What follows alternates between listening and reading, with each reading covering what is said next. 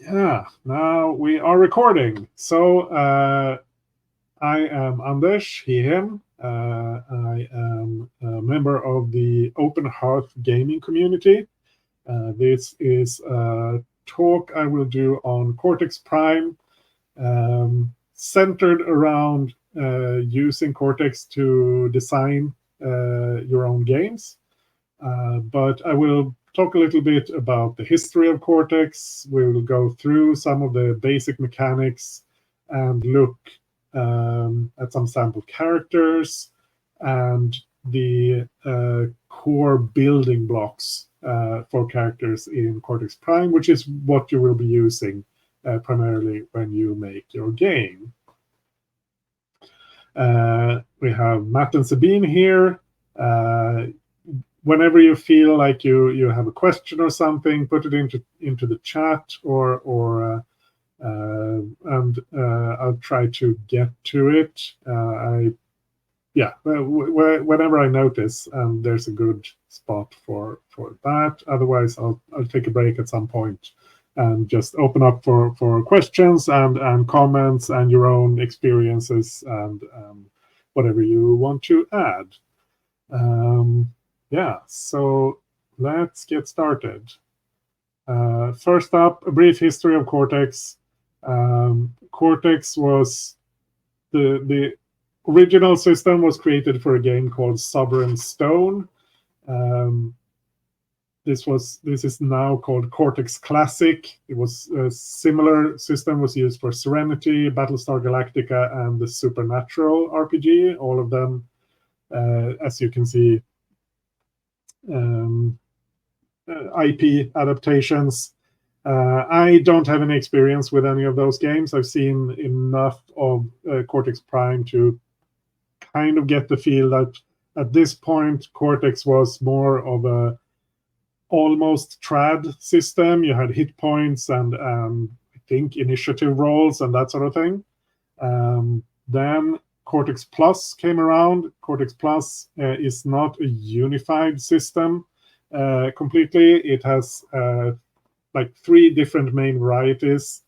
Cortex Drama, which was used in the Smallville RPG, Cortex Action, which was used in Leverage and Firefly, and Cortex Heroic, which was used for Marvel Heroic. At this time also the Hacker's Guide came out, which had a bunch of different articles and other bits about how do you hack Cortex, how do you make your own version of whatever this is. It also had some distillations of the different flavors of Cortex to show what the core is when you strip away the specifics of Smallville and look at what is Cortex Drama actually. And then most recently, a few years ago, Cortex Prime was released, which is more of a toolbox, or more explicitly a toolbox, that can be used to make games of all the different Cortex Plus flavors. The Cortex Plus games are very similar to what you get when you use Cortex Prime. There may be some minor differences they've made in the core rules, but if there are any changes, they are very minor. Cortex Prime is used in Tales of Xadia, I think it's pronounced, and Legends of Grayskull, which I don't think has been released yet, but I'm actually not sure. I'm not a huge He-Man guy, so that's not something I'm keeping track of. They're also releasing 4 volumes of Spotlights, which are essentially smaller games that are like 20-30 pages with everything you need to play other than some of the core mechanics, which are in the core Cortex book. And maybe if we have time, we might look at one of those just to see what they look like. So the core mechanics in Cortex, the main thing you do is that you roll dice. Typically, you roll 3 or more dice. You remove any dice that roll a 1. and then you add together the two highest dice, or you pick two dice, I should say, and add them together. That's your result. And you pick one die that you didn't use for result to be your effect die. That doesn't always matter. You don't always have an effect die, but when you do, that's how you do it. The effect die, for that, it only matters what size the die is, not what number you rolled on it. For example, you roll 2d8 and d10. You get the 5, a 2, and a 9. You add the 5 and the 9 together, you get a result of 14. The remaining d8 that rolled a 2, you use that for your effect dice. You have a d8 effect. This is the main thing, how Cortex works. Everything is rated in dice from d4 to d12, and you pick some of your traits to get the dice pool. Then there are two main ways that you compare results. You can do a test or you can do a contest. For a test, the GM or occasionally one of the other players will have already set a difficulty, either by rolling dice or just deciding on a number. The standard way is rolling dice, but I mentioned this right away. There are a lot of optional rules that they call mods that change how the game works in minor ways or in big ways. So when I say something is usually a certain way, that means, there are options to do it in other ways. If I say something is always a certain way, there's an asterisk after that, because there's almost nothing in Cortex that is always a certain way. You can change pretty much anything. You don't have to add 2 dice together. You could add 3 dice together because you decided that's how you want your game to work. But generally speaking, this is how things work. And this is almost always how things work. So the GM has set the difficulty when you're doing a test. You pick your dice, roll them. If you get a higher result, you succeed. And if you fail, maybe something bad happens. You may get a complication. Maybe it's just things happening in the fiction. Things go badly. In a contest, and a test is something you can fail and maybe you can try again, depending on how the fiction changes. But it's not. It doesn't necessarily mean you can't do that thing again. A contest, on the other hand, will always produce a winner and a loser. One side succeeds and the other side fails. But you can fail in a couple of different ways. So in a contest, first one player, either the GM or one of the other players, makes a roll, and they have a target, like the person who is opposing them, and then that player chooses: do I want to try to get a better result, or do I give in? And giving in means it's not as bad as trying and failing. So there's a bit of a choice there. But if you decide, no, I want to try to beat this, then you make your own roll. And if you roll higher, then it's back to the first person. They have to decide, do they give in, or do they try again and get a better result? And it goes back and forth until someone either gives in or fails to get a higher result. So those are the two main ways that you use these dice rolls. And different games emphasize different tests or contests. Some have both, some have only one kind, or only one type of roll, depending on what you want the game to be about and what you want to focus on. So where do you get these dice? You get them most generally from your traits. Actually, I shouldn't say always, but most of them you will typically get from your traits. And different Cortex games have different traits. Every game, and this is where the asterisk comes in, every game has a number of prime sets that all PCs have. and you will always use your prime sets. You will, or if you have attributes and skills as your prime sets, you will always pick one attribute die, one skill die, and always, again with the asterisk, one of your distinctions. And distinctions are, for those who have played Fate, distinctions are a lot like your the core aspects of your character in Fate. You typically have 3 distinctions. They can be either free-form descriptors, like in Fate, or they can be picked from a list for some games. We'll see some examples of both later on. Then in some games, you will have additional traits that are not from your prime sets, that are other kinds of traits that you will also roll in if they fit with the fiction, or if you pay plot points to get them. We will get to plot points soon. Yeah, and you can have temporary traits, like a complication that's bad for you, or you can use a complication on an opposing character, or a complication that's more general for the scene. Maybe you can use it to your advantage. You can have stress that's bad for you. You can have assets that are good for you, that are similar to, I don't remember what they're called in Fate, but there's a similar thing there. So I will be mentioning Fate a few times here. There are strong parallels between Cortex and Fate. I would say that they are on a similar level of abstraction. Both of them also have this meta currency. You have fate points in Fate, you have plot points in Cortex. But I think there are also some differences, and we'll probably get to those later on. So trait statements. Some traits can have statements.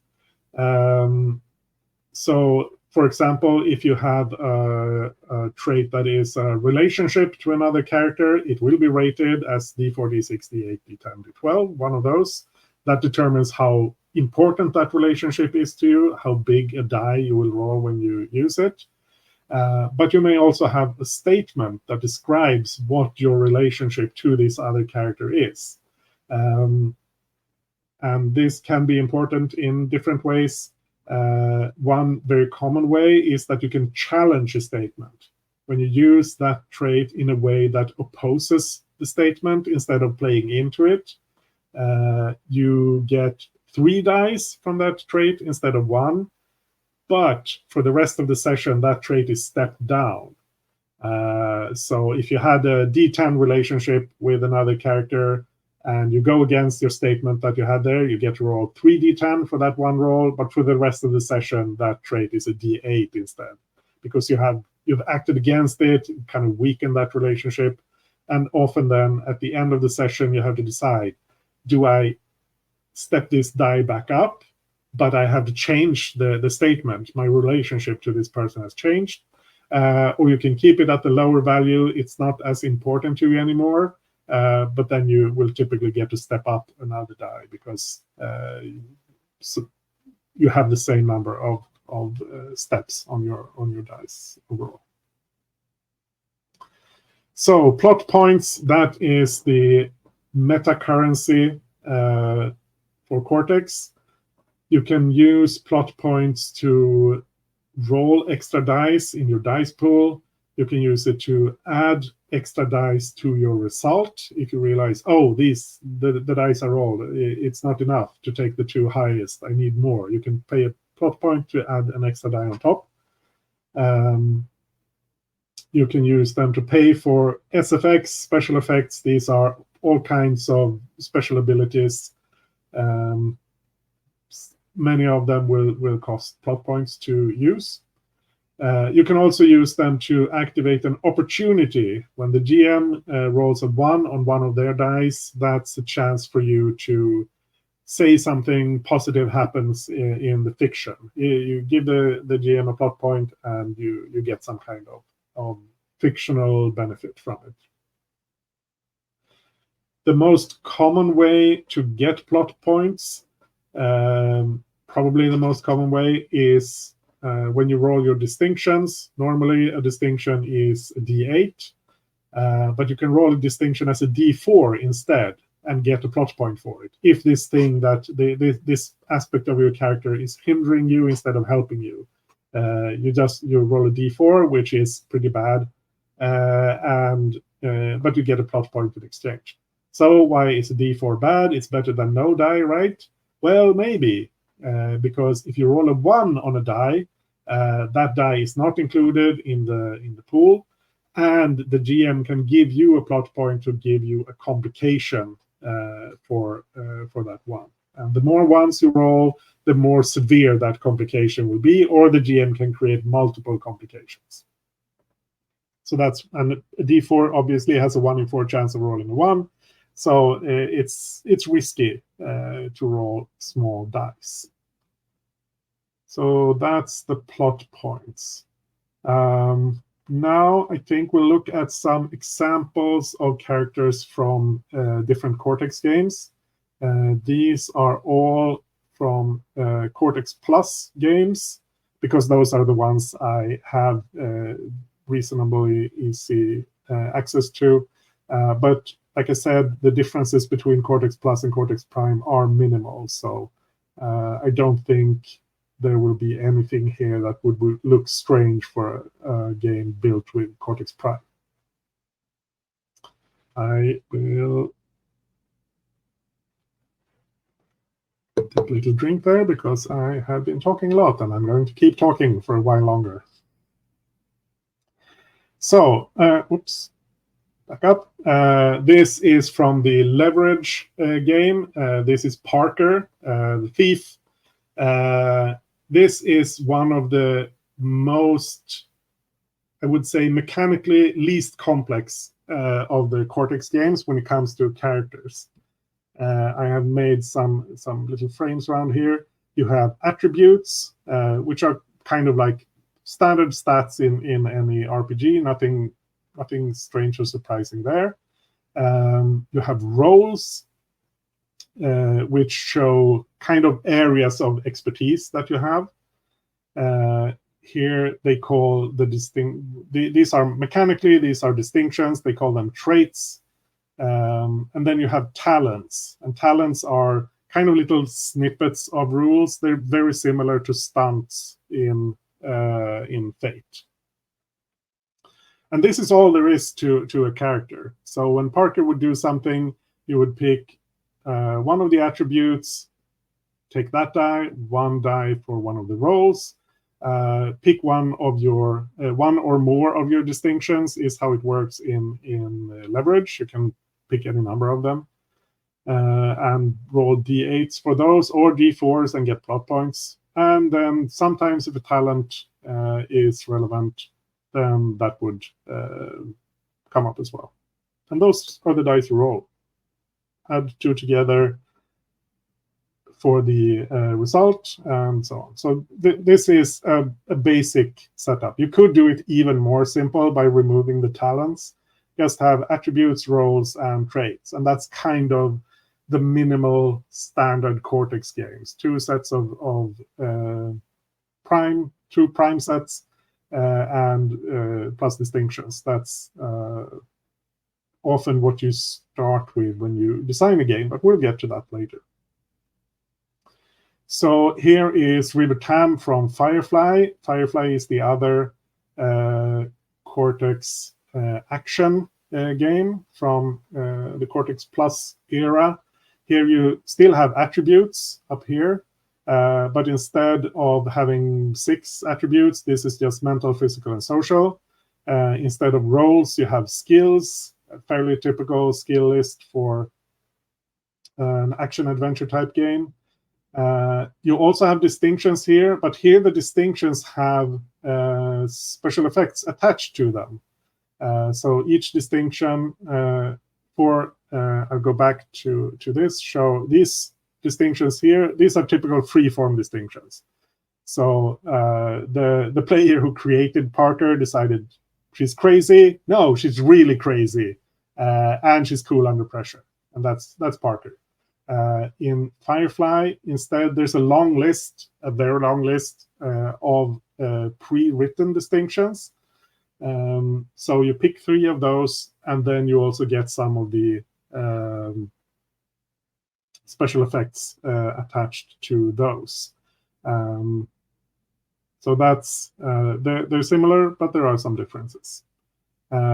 Here we have a sample character from Marvel Heroic. This is Invisible Woman from one of the expansions.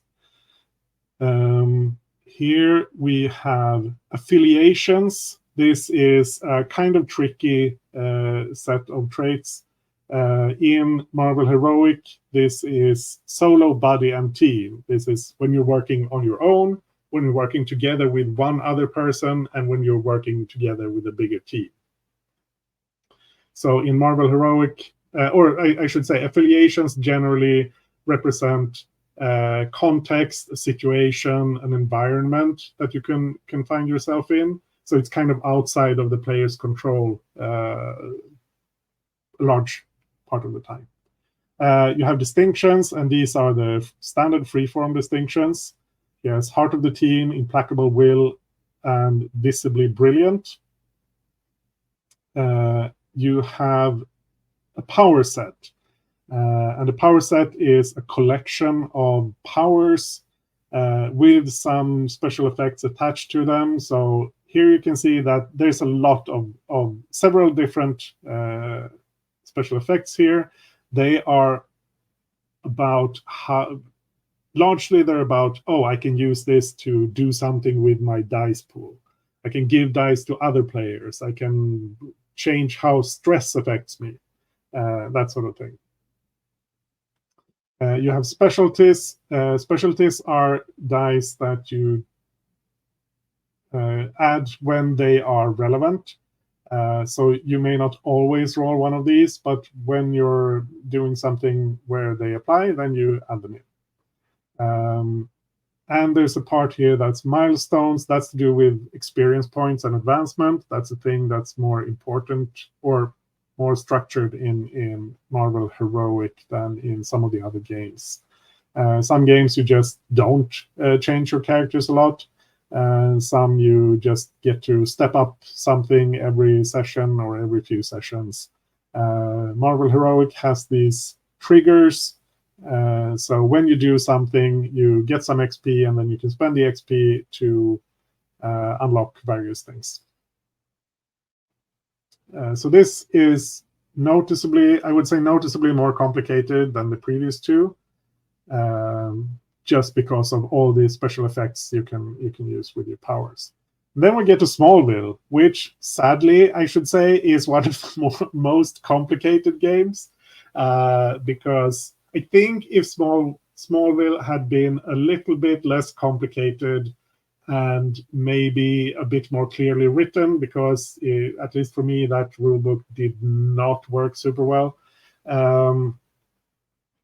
I think maybe that it could have been a bigger hit than it was. Smallville was still pretty popular when it came out.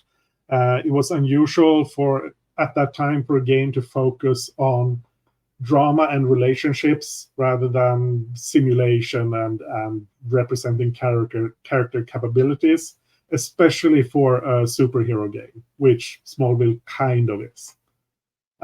So in Smallville, this is the Cortex drama variant. Here, you don't have any attributes, you don't have any skills, so that's not a part of the game at all, basically.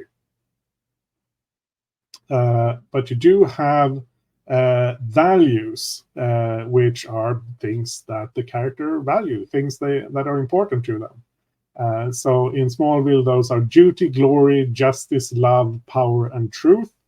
So you have a rating for each, which shows how much you care about that value. And then you have the value statements that I talked about before. So this is Clark Kent. For justice, he has a D10, and I must protect the innocent. So when he works to protect the innocent, he rolls his D10 justice die. If for some reason he's acting against that, he would do the thing where he challenges the statement. He gets 3d10, but then he has to step down justice for the rest of the session. Smallville also has relationships. And I'm not sure how legible this is, but they have relationships for the other important characters, a die rating and a statement here as well. So his most important relationship is with Lois, where he has a D12, and his statement there is, I can't tell Lois my secret, that he's actually, well, he wasn't called Superman on the show, he was called the Blur, because he moved so fast that you couldn't see him.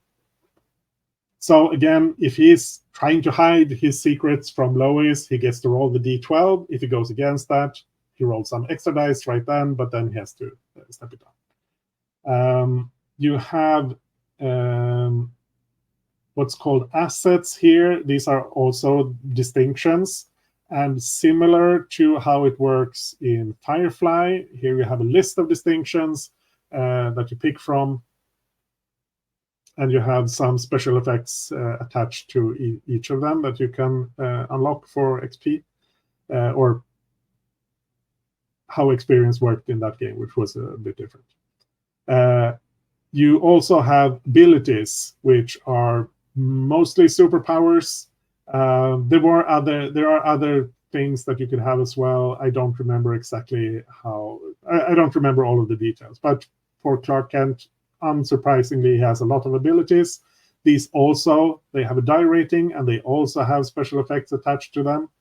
And then on top of all of this, you also have resources, which is a specific type of trait that generally represent external things that can help you. It can be non-player characters, locations, organizations, special equipment, that sort of thing. And we'll talk a bit more about those later. So Smallville is fairly complex for a Cortex game. Yeah, I think that's it there.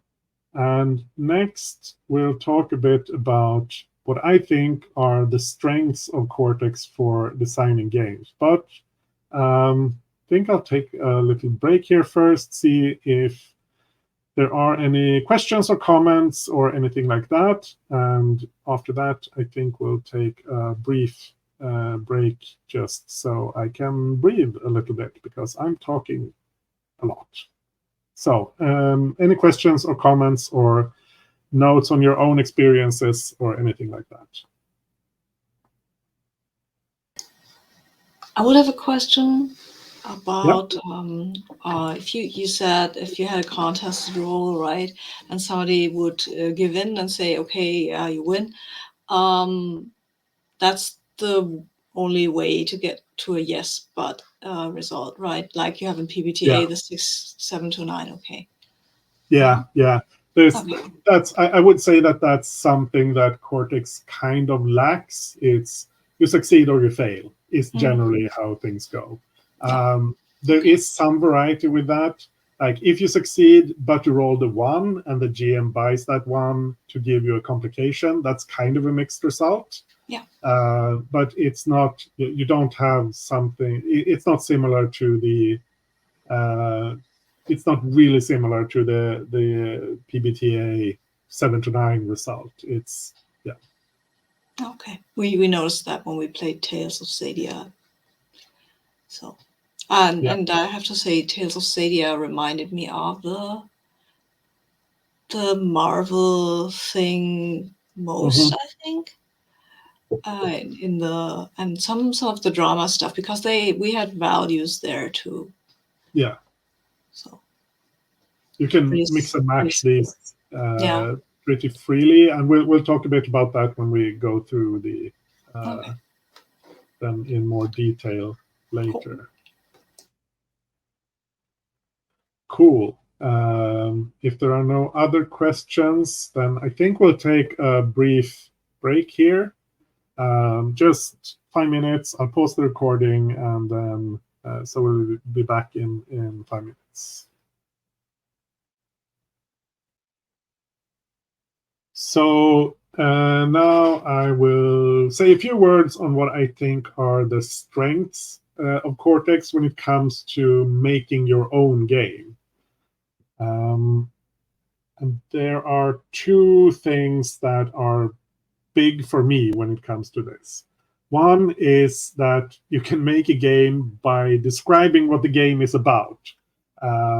If you describe what is important for the player characters, what defines them, the kind of things they will care about when you perform actions in the game, that is pretty much the game.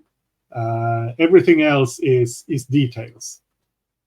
The core mechanics are there to handle everything else, and you can kind of decide as you go along what things you need. But as soon as you have defined what defines the characters, you have a game that you can play.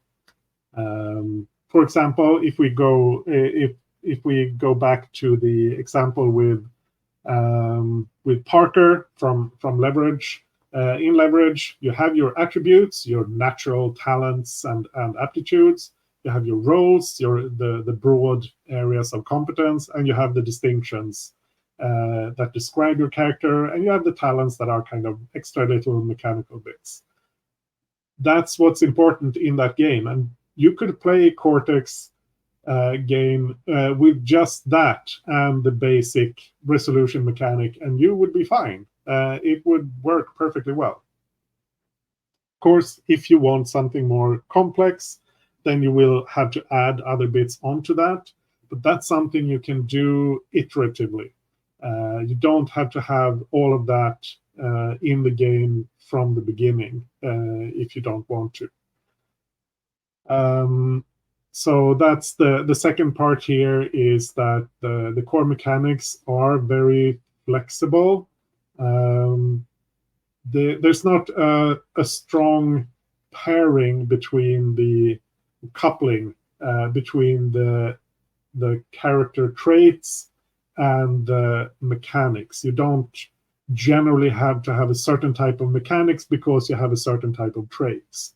For example, you could have values and relationships, but don't do a lot of contests. Contests are generally good for character versus character interactions. They're good for other things as well, but that's where they shine. Maybe you don't have a lot of that. You're playing characters motivated by what they believe and their relationships, but it's directed towards some external threat as represented by a GM instead. And the feedback from the fiction is also pretty flexible and pretty clear. You have the conditions, you can have stress if you want to, you have assets, and those show up fairly naturally, and it's easy to implement them, even if you don't have specific mechanics that interact with them in other ways. So from my experience, if you play Cortex without a lot of extra rules, it will work perfectly fine. The extra rules can add some little things that make the game more interesting or more intricate in ways that may be positive. But as long as you have the traits that define the characters, you have a game that works. So now we're going to look a little bit more closely at those various types of traits that can be character defining. I will go through pretty much everything there is to defining characters in Cortex. We'll talk a little bit about them. I'm not going to go through all the text I've written for these, but it will be there if you want to look at it later. So first, generally, prime sets and other traits. Generally speaking, you have distinctions. That's in almost every Cortex game. And you have typically two sets of prime traits. You can have more, you can have fewer, you can have no prime sets if you want. You could just have distinctions. You could have nothing at all and just roll dice based on something else.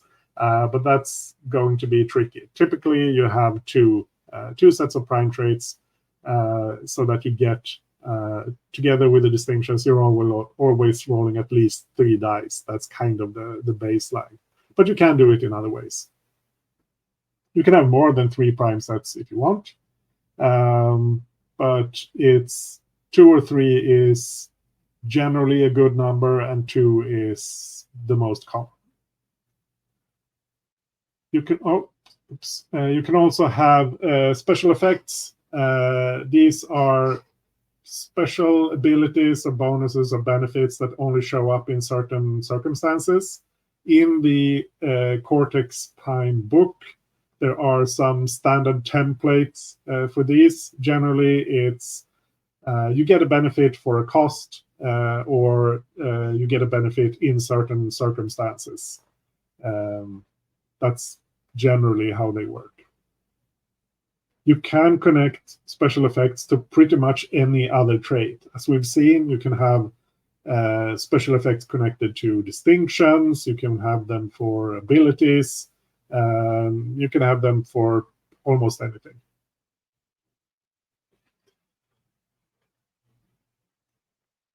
So let's talk about distinctions. There are 3 main ways to do distinctions, and I'm going to talk a little bit more about distinctions than maybe the other ones, because distinctions are a core part of the game, and you have distinctions in almost any game.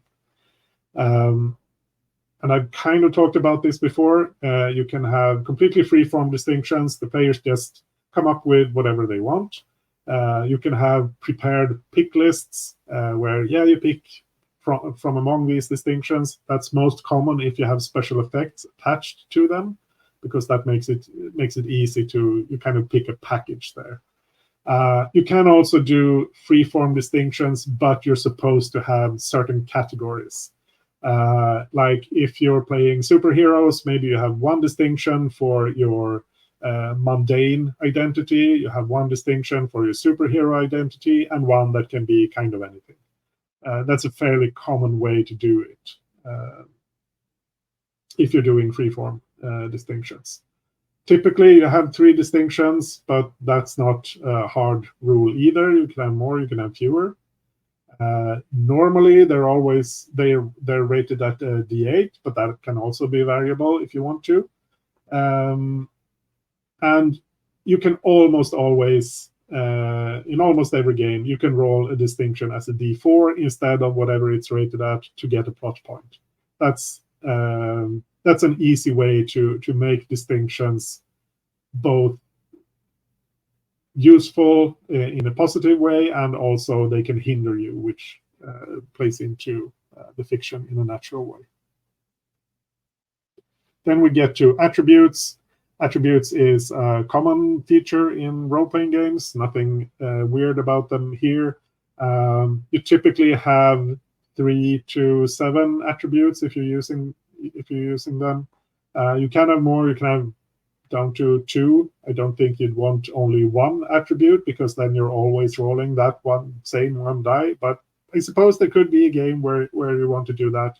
But typically 3 to 7 is a good number.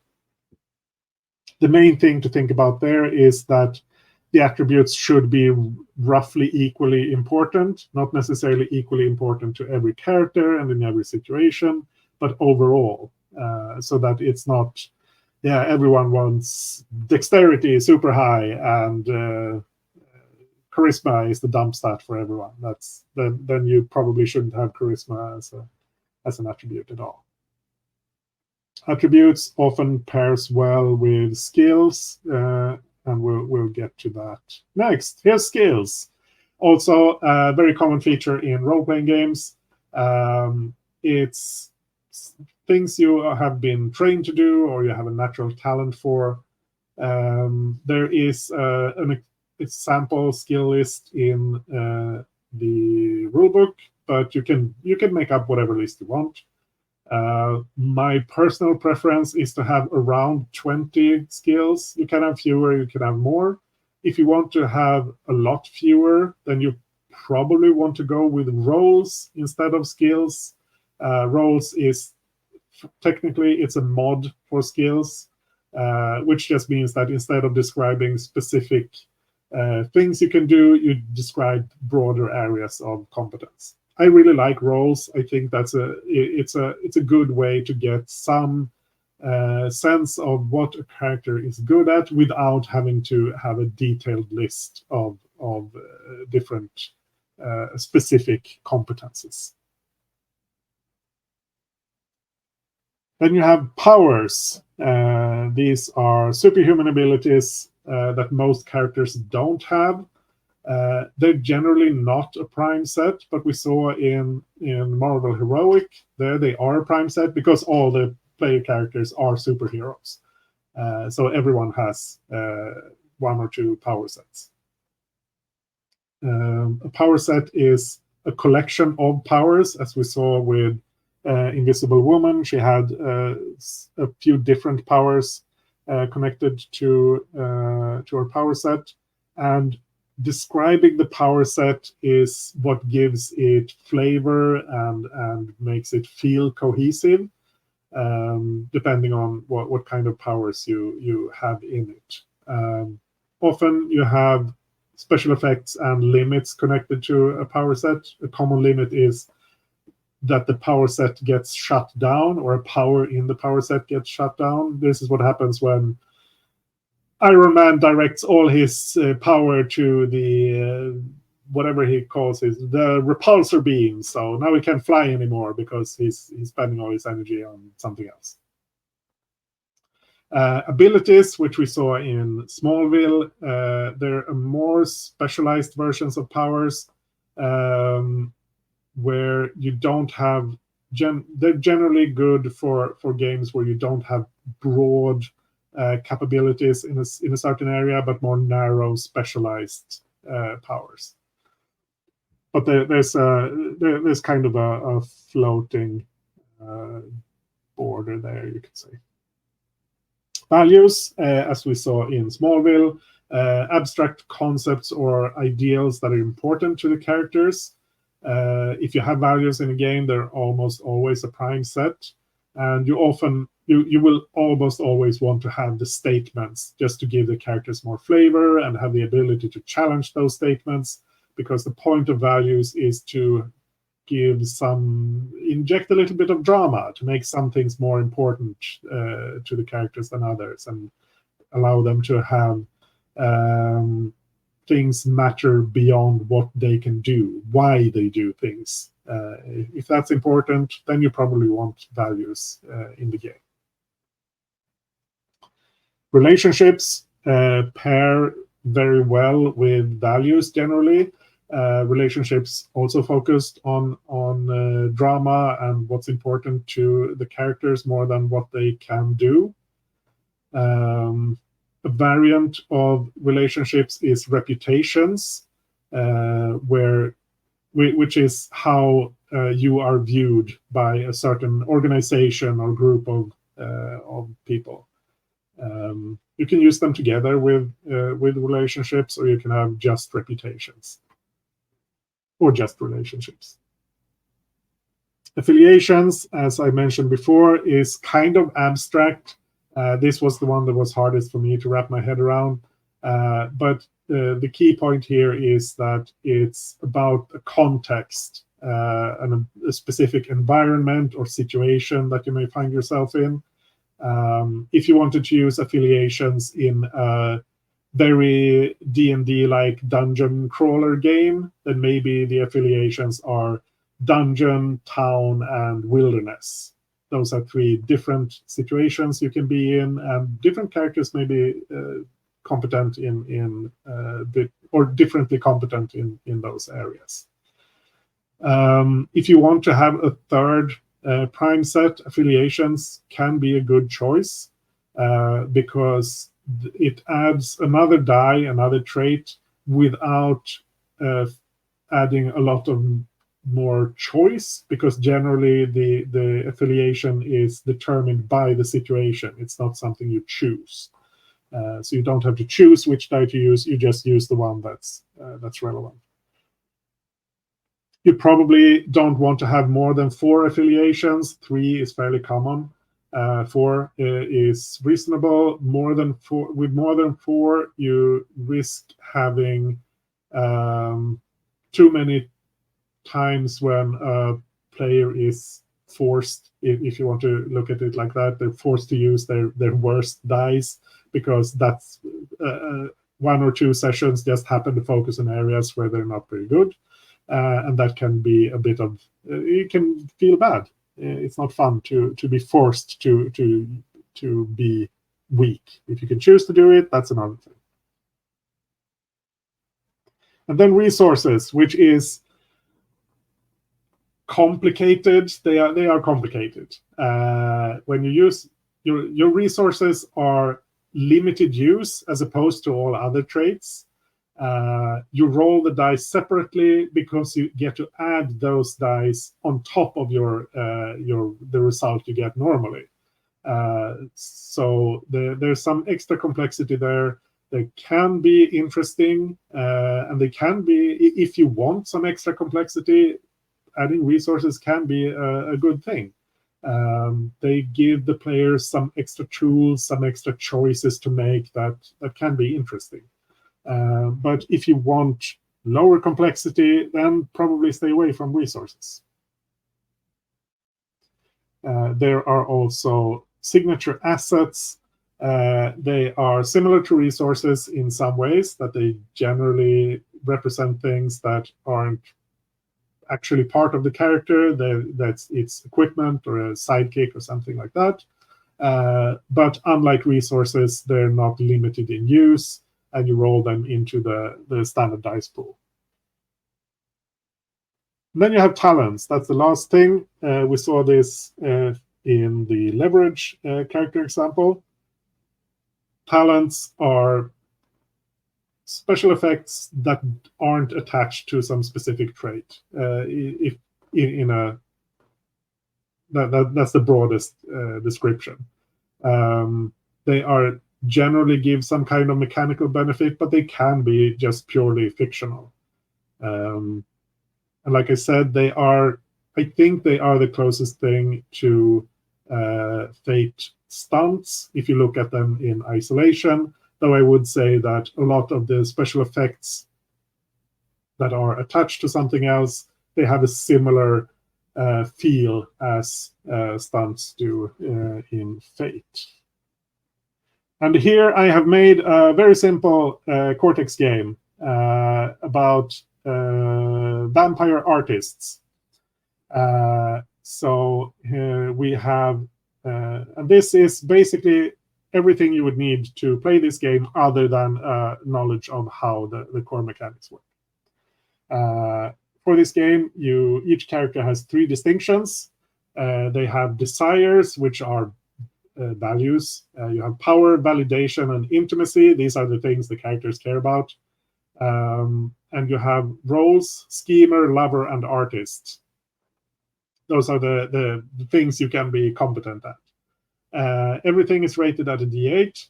You can step up, and now I see I've written attribute here. It should be desire. You can step, so the power, validation, or intimacy, you can have a D10 in one if you go down to a D6, and so on. You can move the steps around. Same thing for schemer, lover, and artist.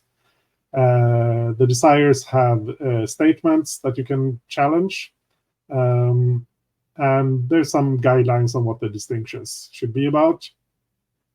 You also get some vampiric powers that are rated at D12, but it costs extra to use them. You have to spend an extra plot point or step up your hunger, which is one of the types of stress. You can trade your powers for some other mechanical things if you want to have a different type of abilities. And there are 3 types of stress in this game. Instead of just having the standard conditions, we have stress. I didn't talk too much about stress. Stress is useful if your game has a type of consequence or condition that's very common, that's commonly occurring. If we were doing, again, a standard fantasy game, then probably some sort of physical damage or injuries would be a type of stress that you would want. And maybe you would have other types as well. In a horror game, then some sort of fear could be a type of stress, because your character will often be scared. So you can standardize that into a scale instead of having to come up with different different conditions all the time. So in this game, you have hunger, angst, and ennui. Those are the things that plague the vampires. And the special thing here is if you step up your stress above a D12, you need to act out this whatever thing, whichever stress track it was that was stepped up. You have to act it out in a spectacular and or self-destructive fashion. And then there are some guidelines on how you reduce the stress, the sort of things you need to do. And this would be fully playable. You don't need more than this. And this is actually more complicated than you would need to be. You could just do this first column here. If you just have your prime sets, that's all you need to play the game. So it's a couple of dozen words can be enough to have a fully functional game, assuming you know the basic mechanics.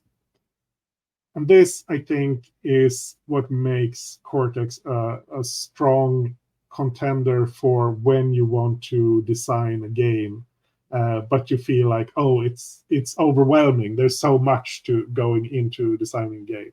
Here, you just need to describe the characters, what's important to the characters, and then you have something that you can try out. And then maybe you realize that, oh, I want to change this, I want to add in these things, but you have the core very readily available. I'll talk a little bit about some more things that I think are relevant when you're making a Cortex game and games in general. And then we'll have some more comments and questions, if there are. So complexity, as we saw from the example characters, Cortex Prime games can vary a lot in complexity.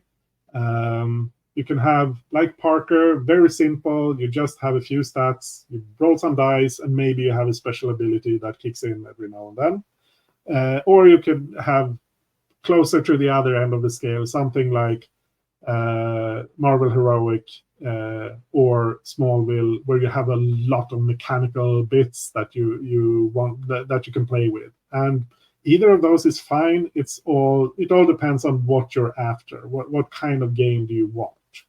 Do you want something that's very easy to pick up and just go with, or do you want something where the players get to feel clever and achieve that system mastery? That can be fun. That can be an interesting part of the game to figure out what makes this character different from other characters on a purely mechanical level. And how does the character's uniqueness, how is that reflected mechanically? That can be a fun part of the gaming experience. But the important thing with complexity is to decide. I've heard this described as a complexity budget. Like you get to spend a certain amount of complexity. And so the important thing is to decide, how complex do I want my game to be, and where is it okay to put that complexity? Do you want it to be on designing the character, or do you want it to be in play when you're making decisions? Those are different things, and they affect the game experience in different ways. But you need to keep that in mind and not just add things because you want to add them, and maybe not be afraid to add things when they are valuable to what the final game would be. Just be conscious of how much complexity you are adding. So I mentioned this before as well. Iteration is important, I think, for game design. I'm not very good at this myself.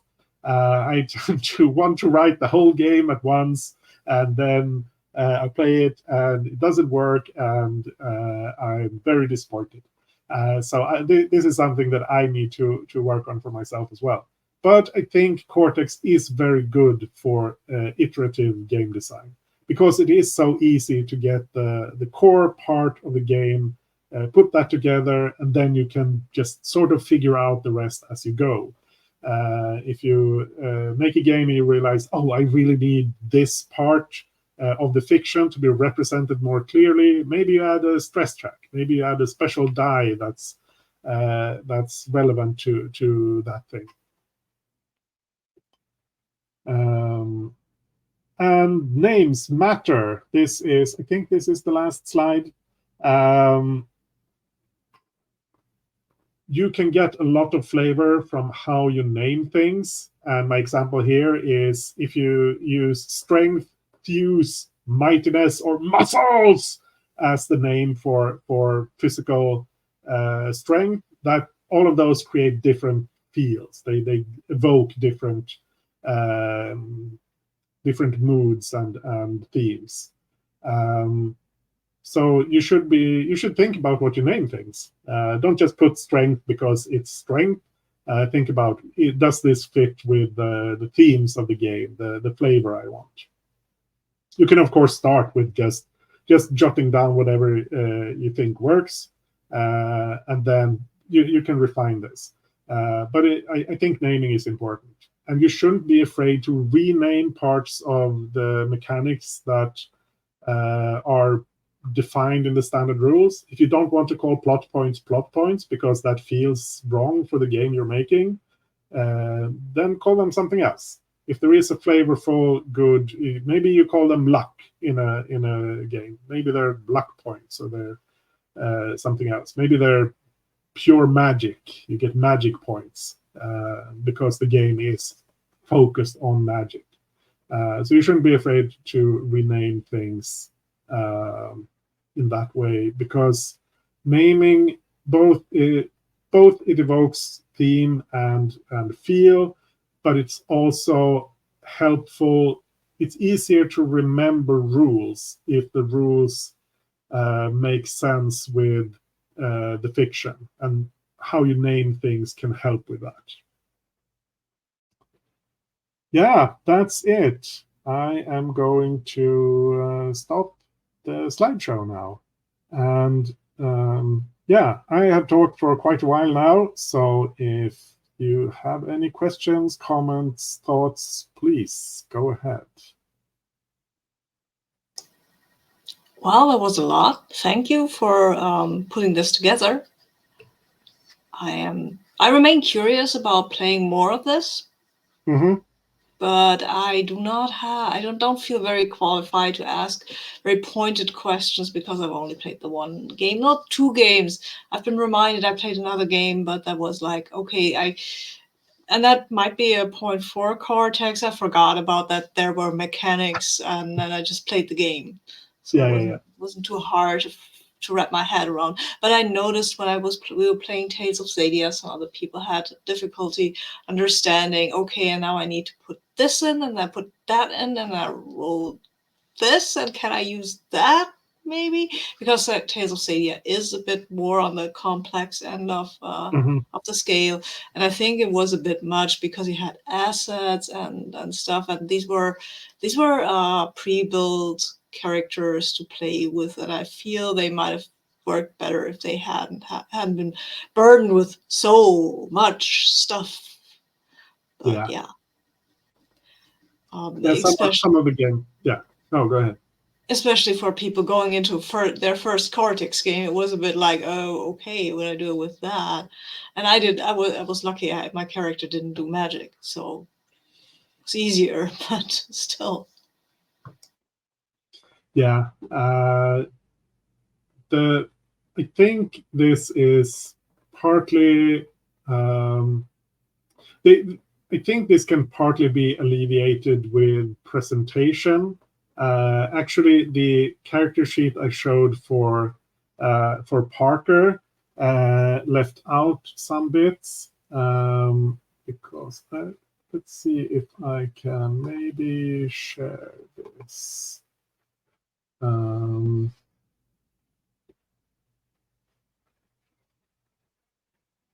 Yeah, let's see. I will try to share something. Share screen. And I want to share. Nope. Share this.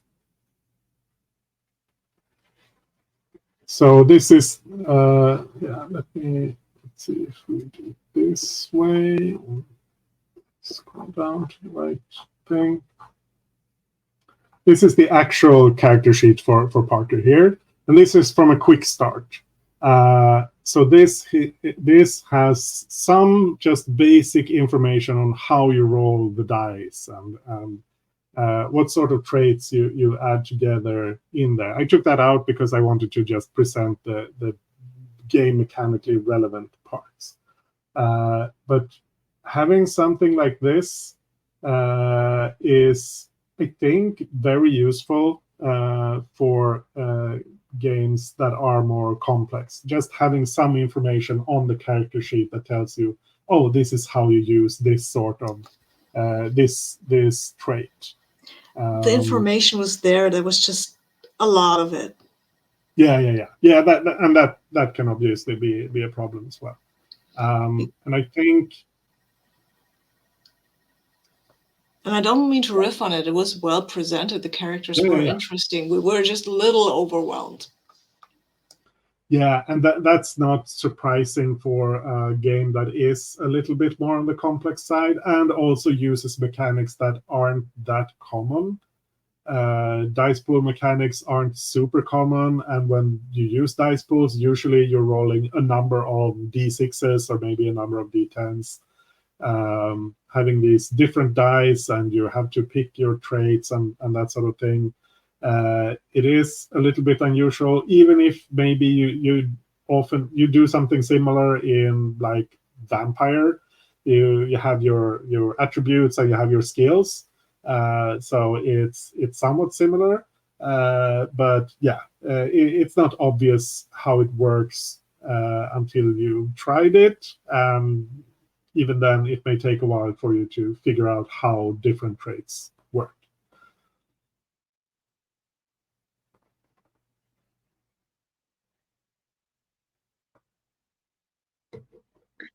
Hey, Andrzej.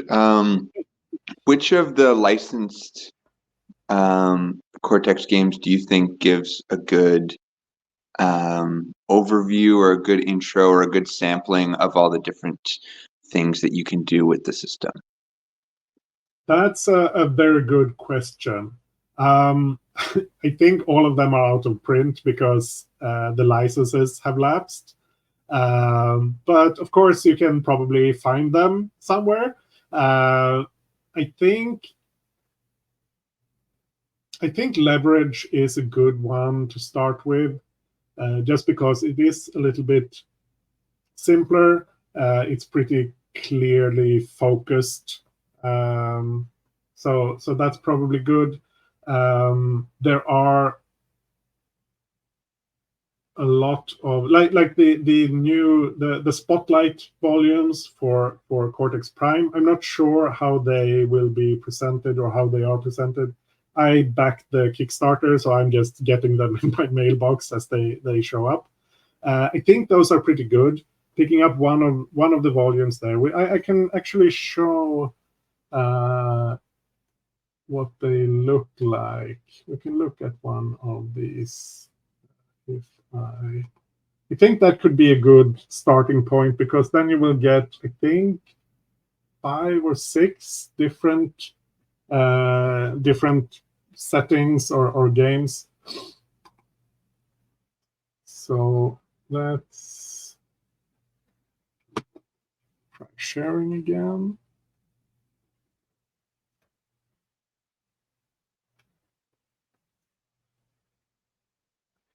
So this is one of the spotlights called Strange Towns. This is about supernatural events in a small town. It has some similarities to Lovecraft Country, if you watch that show, Twin Peaks, that sort of thing. A small town with weird things happening. but that's not the important part. I just want to show what goes into these spotlights. You get a rundown of the tropes. You get a summary of the rules that are used for this particular game, how they tweak things. You get the traits for the characters. Here you have attributes, distinctions, roles, and relationships, and signature assets. And then you get, if you have something special that they put together for that particular game. In this one, you have a strange die that steps up as you encounter weird things, and then you have some climactic event when it steps up over a d12.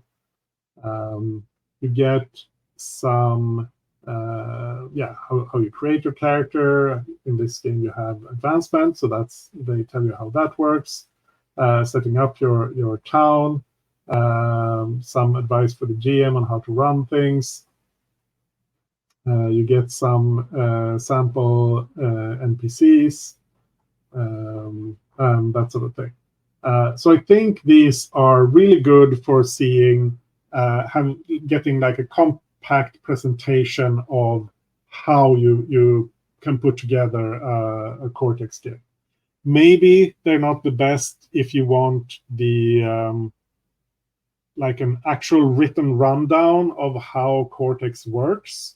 But I think there is, I'm not sure that any of the particular games will give you that. The Cortex Prime handbook, which is this book, this contains the core rules and all the different traits and rundowns on how you run the game and how you build the game, and it has a couple of example settings as well.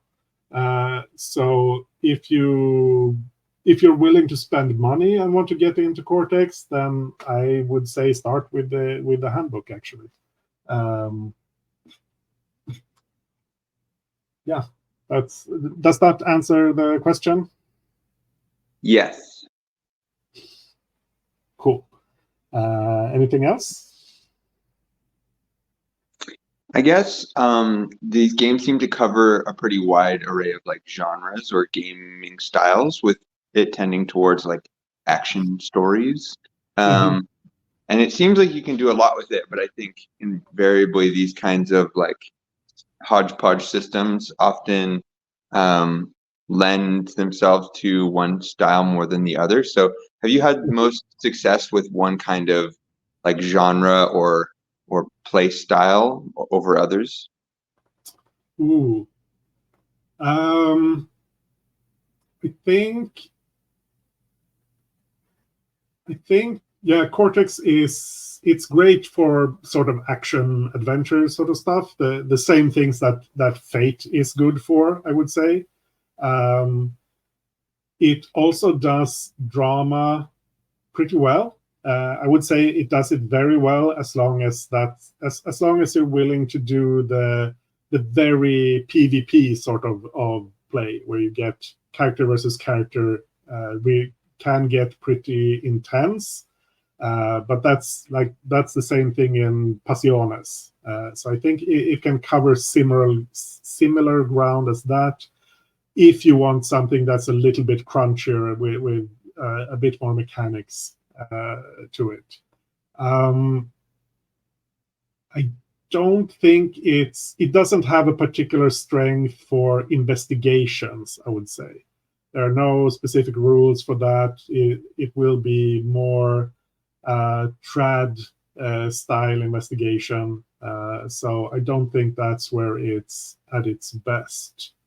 And probably, I think you'd have to work a bit more to make it work for games that are more focused on the internalities of the characters. Like you have the values and relationships. And I think you can make games that are more introspective. But I think other other games do that better. Like if you want to do a lot of that sort of thing, then probably just pick up Wonder Home or a game of that style that really is built around more introspection. That's just my general feel. But I think action adventure and drama tending towards melodrama, both of those are strong suits for Cortex. Sounds like Thirsty Sword Lesbians or something. Yeah, absolutely. Yeah, Thirsty Sword Lesbians. I think you would have relationships and either values or roles is what I would go for. And then you're pretty much set. That and distinctions, and maybe you can add in some more stuff if you want to. But you could go with that and just try it out. Cool.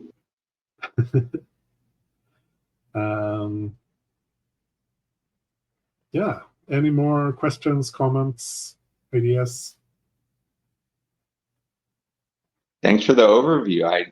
I mostly just wanted to get a picture of this game since I've heard so much about it, and I think a lot of people would like the same, and they should check out this video.